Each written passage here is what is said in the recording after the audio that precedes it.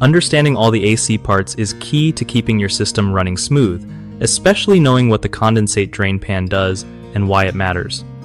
So, the condensate drain pan is basically this tray chilling under your evaporator coil, catching all the water that forms when your AC cools the air.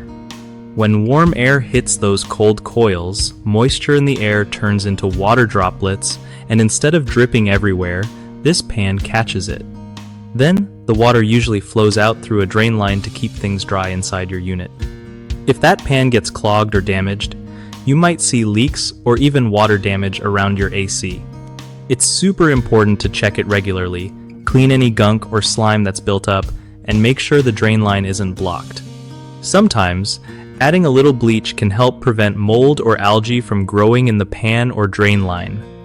Keeping this part in good shape helps avoid costly repairs and keeps your home comfy without unwanted mess.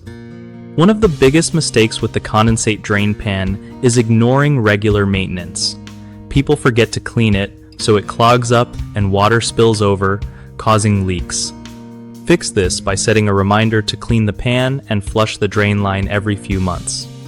Another common issue is rust or cracks in the pan, since many are metal or plastic. If you spot any damage, swapping it out quickly prevents bigger water problems.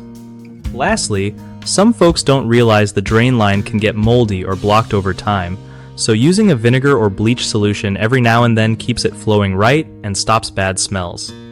BigHomeProjects.com is awesome because it helps homeowners find trusted local contractors who actually know their stuff, making those home projects way less stressful.